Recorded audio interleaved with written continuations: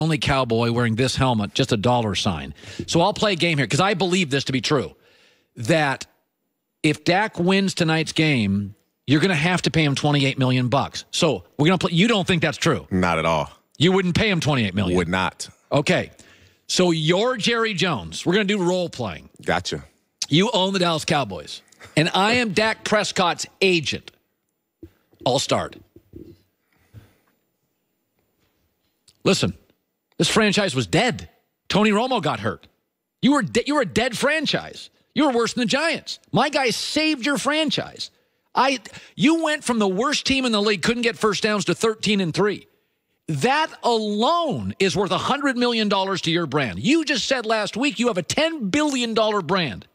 You don't think Dak Prescott's worth $100 million off his rookie year, the marketing, the sales? I want $28 million a year, $109 million.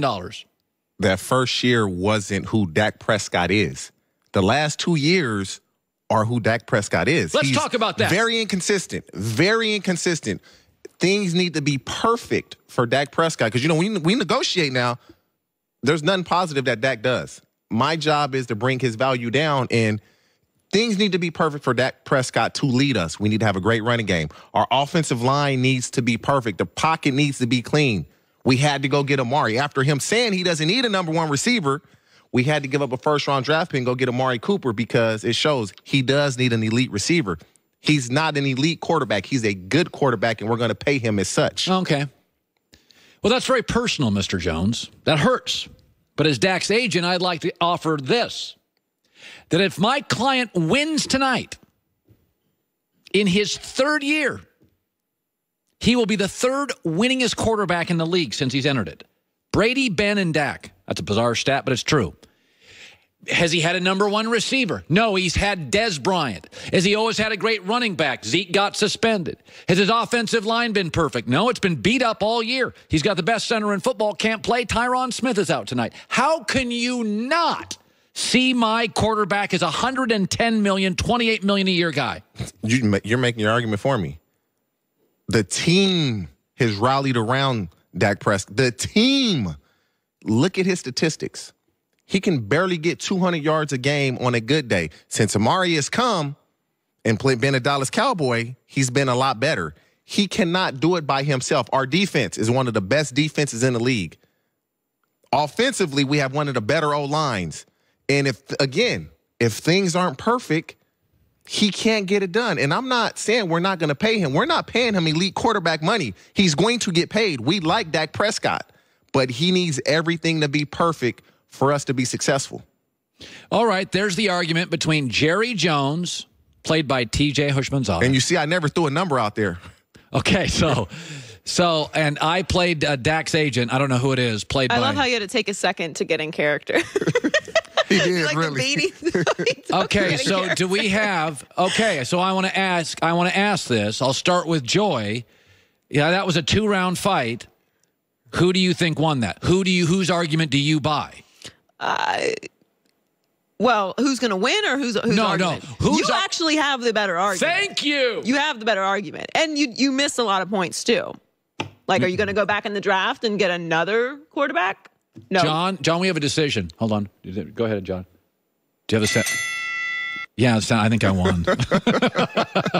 I really do think.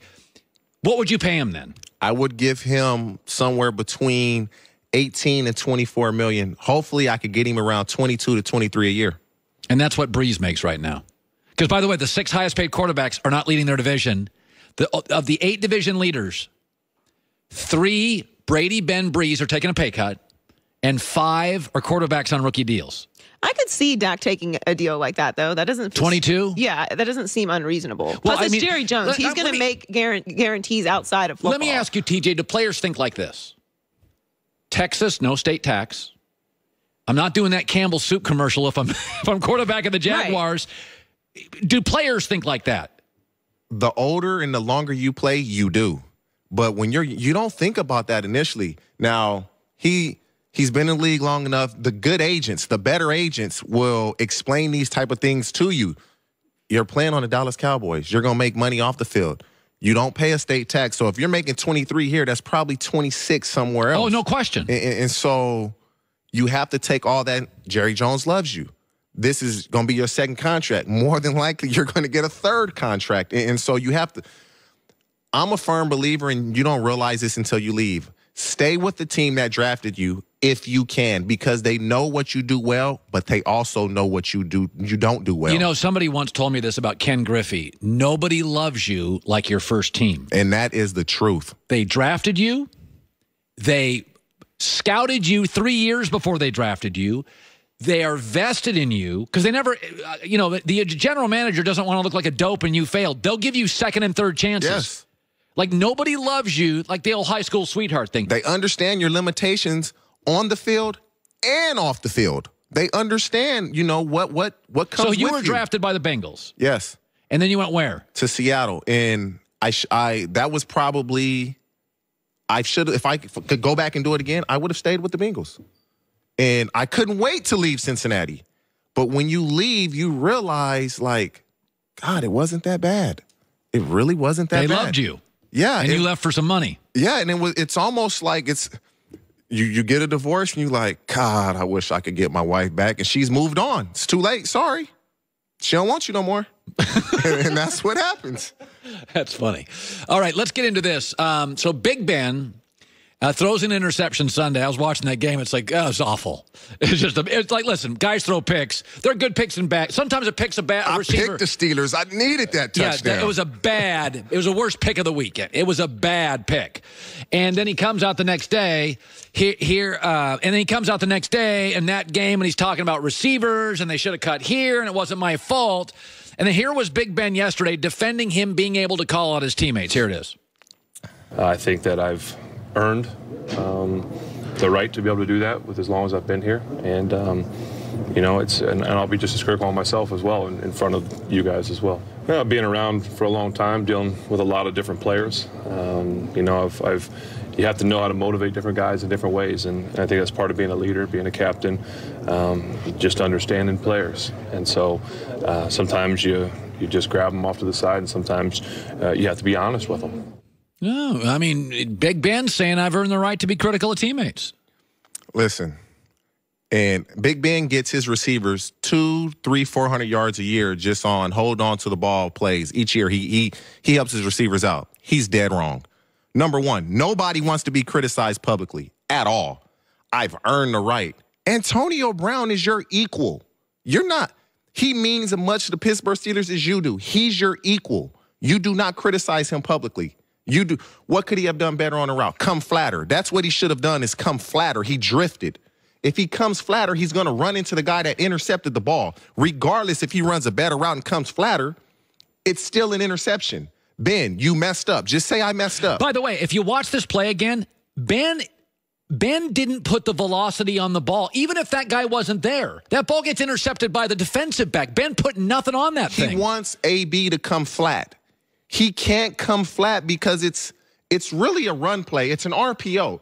That's a run play that Ben pulled out and threw. It's an RPO with the backslide. We call that a now route. You just come right now on a slant. And Big Ben, Antonio Brown is your equal. You can criticize James Watt. Listen, this is just my belief. Casey Hampton, James Harrison, Ike Taylor, Palomalu, Ryan Clark, Santonio Holmes, and those offensive line. That's who Ben should be thanking, because that's who took them boys to the Super Bowl.